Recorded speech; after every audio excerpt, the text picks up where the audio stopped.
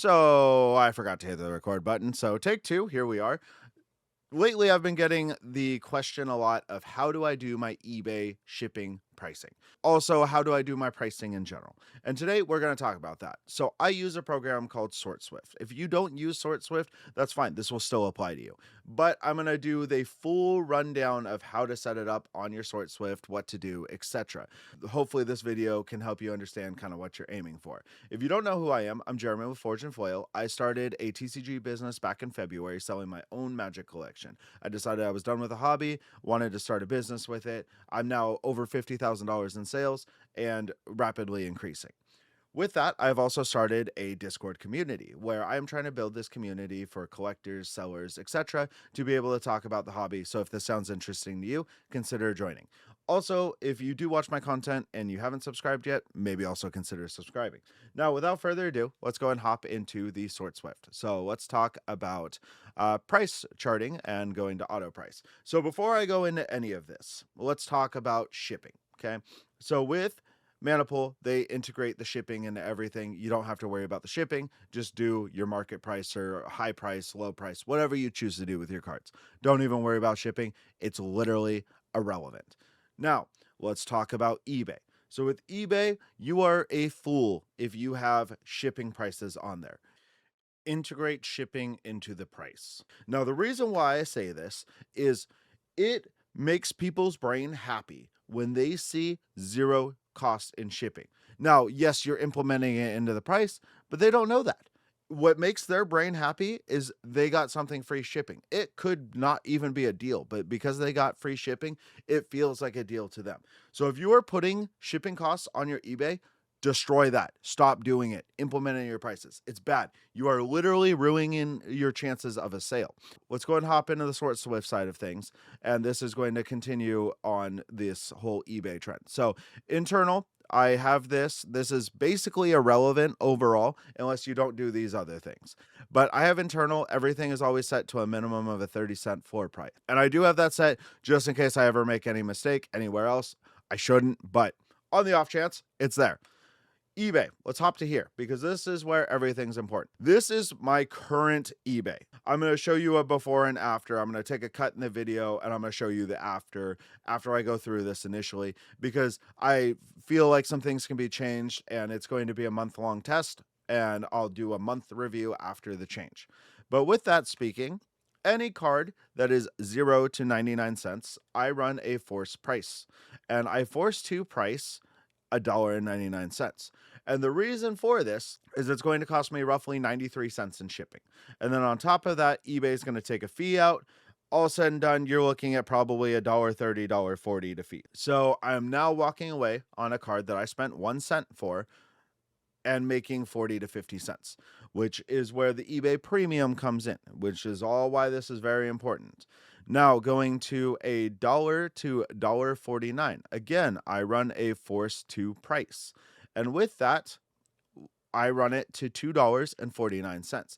Now, keep in mind, I didn't buy any of these cards in a collection for $1 to 49 cents. I paid a cent or two.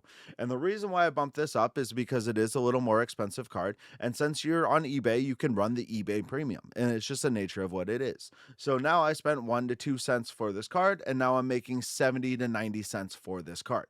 It really does add up. And also with all this, I do run volume pricing. Volume pricing is very important. Whether you put it as volume pricing or you put it as a coupon, I don't care what you do. We'll talk about that in another video, but run some sort of deal where if you buy 2, 3, 4 cards, you get say 10, 15% off. What I do is if you buy 3 cards, you get 15% off. So now let's say, for example, I just sold this 0 to 99 cent card that I now force to $1.99. I sell 3 of them. I pay for all my shipping stuff, which is roughly 93 cents. And then I pay whatever eBay fee. So now off that 3 to 6 cents I spent on cards, I now made multiple dollars. Like, it is astronomical how much you can make for running volume pricing. Run volume pricing. Don't kick yourself. So moving on forward, I run for my $1.50 to $4.99 cards. I run a fixed offset. With that offset, I run $1.25. What this is going to account for is my 93 cents roughly in shipping, and then it's going to account for some of the fee. So again, I'm making more money off this card. Again, this is going to change. I have a lot of ideas. I'll show you afterwards. Now going to the $5.17.99, I run a fixed offset and I run a percentage offset. With that fixed offset, I have $1.25 again. And then I run a 4% offset. What this is going to do is allow me to make more per card and kind of eat up some of those fee costs because, again, we're on eBay. We're on eBay so that we can do the eBay premium and make more money per card, but it sells a little bit slower. It's just the nature of what it is. So going forward to the $18 to $49.99 card, I run a fixed offset. With the fixed offset, I run it at $6.50. Now, the reason for this $6.50 is because now you're sending it in a bubble mailer. If you don't know, anything over $20 for eBay is forced to have track shipping, not light tracking, actual track shipping, which is then going to cost you roughly $6, and then your bubble mailer and stuff like that. So this $6.50 is going to absolutely cover your shipping costs. Now, it's not really going to cover your fee costs, but hopefully when you're buying stuff like that, you already have that implemented. But that is how we charge for shipping right there. So rather than putting cost of shipping onto your listing, you're now integrating it into your listing and saying, hey, I ship for free. I want to make your brain feel good. And that is so important. Then going to the $50 to $250 cost cards, I run a fixed offset and a percentage offset again. Here we are again with the $6.50 because we have to put in a bubble tracked mailer. And then I do a 2%, just like I said, let's cut into the fees a little bit. Now from this point, I'm going to go ahead and cut off a screen. I'm going to fix all this and I'll see you guys when I come back. We are done. So with that, 0 to $1.99 did not change. That's still forced to $1.99. $1 to $1.49 is still forced to $2.49. Here's where things start to change. I have $1 to $1.50 to $2.50 force price now goes to $3.99. $2.51 to $4.99 has a fixed offset of $1.75. Going to the $5 to $10 range, we have a fixed offset and a percentage offset. The fixed offset is going to be $1.25. We're covering shipping there. And then the percentage offset is 10%. The $10.01 to $17.99 is going to have a fixed offset of $1.75. We're covering shipping and a little bit of fee. $18 to $29.99 is now going to have a fixed offset of $6.50. $30 to $49.99 is going to have a fixed offset and a percentage offset. So we're going $6.50 for the offset and then $5 for the percentage offset. And then $50 to $250 is going to be the fixed offset to cover shipping and a 2% offset. With that, anything above $250.01 will be a 2% offset.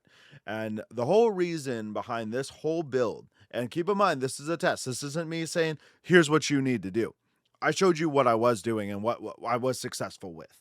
I'm now showing you what I'm going to try, because what I want to do is I want to make a premium off my cards. Yes, I'll sell a little bit slower theoretically, but also that being said, I'm going to make more per card, which allows me to build up my inventory more. My whole goal is to honestly have 500,000 quantity in product, because then what that's going to allow me to do is do bulk lots, etc. I am building to be able to get to a fizz batch. I want to do bulk lots. I want to have a massive inventory. I want this to be my livelihood. And these are the steps I'm now taking to there. So this isn't the book of gospel. This isn't the book of Christ. You don't have to follow this. This is why I'm doing it. This is what I'm doing. Now let's talk about a few other things when it comes to pricing, shipping, etc. TCG player. How I always price my TCG player, which I don't currently use, but I still have it set up in this. I literally market at market price. That's what I sell at. Because when I buy things, I buy at market price. I don't buy off low. I don't buy off high. I buy at market price. Now, there are exceptions. Don't just take that as this is what you should do. Because there's games like Sorcery Contested Realm, the market price is just fucked on. and you have to do a little more research than that. And then also when it comes to vintage market price is fucked. So look at your pricing, do double check your work, don't just blanket buy off market price. But standardly, that is what I aim at, is market price. I buy at 70% roughly, and then I sell at 100% market price. I then lose my 15-ish% from fees on TCG player, make my 15%, rebuy, rinse, repeat, etc. So with TCG player, don't put shipping costs on there. Obviously, if you're below level 4, you can't help it, but don't put shipping costs. But have your floor price be at least 30 cents, because that's what I ran on my floor price when I was doing TCG player. Is that way I know someone's not just going to pile 400,783 cards into one envelope and me have to ship it out for a cent a piece. You're going to lose money. So with that, have a realistic floor price. 30 cents was what my happy place was for TCG player. And there are the times where you're going to get someone who orders 60 cards through and you're going to have to do a tracked mail. It's just going to happen. You have to accept that some sales are going to be minimal to no profit because someone's going to do that.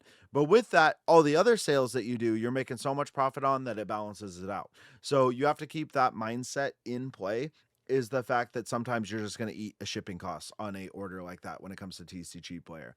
Now, also with TCG player, I told you don't run shipping on it. So over $50, when you buy, consider what it's going to cost you to ship. Now, if you look at it and you're like, wow, dude, I bought this $50 card, I paid 80%. I'm going to lose 15% in fees, and then I'm going to lose tracking. You're going to lose on that card, plain and simple. So don't price it that way. If you know you're buying it 80%, don't price at market price. You now have to price that card higher. It's going to take you longer to sell. Now, is that a bad thing? No, because what it's going to do is allow you to build up your inventory. But if you're playing with a small amount of money, now what you're doing is you're walking yourself into waiting for that card to sell for a higher price because your buying structure just wasn't good enough for it. And I'm sorry, it's not anything offensive to anybody, but the reality is if you're having to worry about the fact of you bought a $50 card and you're basically going to lose if it goes into a tracked mail, you are setting yourself up to fail. And now you have to price that card higher so you don't fail. So you need to change your buying strategy at that.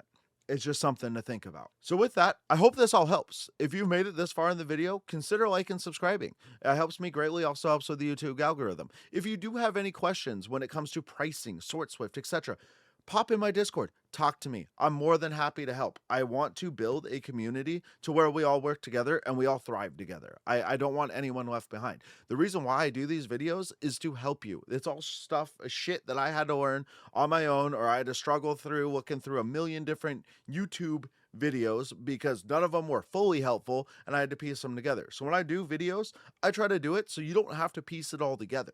And that's my goal here. So if I can do anything better, let me know. I'm more than happy to improve. And that's the whole goal behind this. So again, as always, I'm Jeremy with Forge and Foil, and I'll catch you on the next video.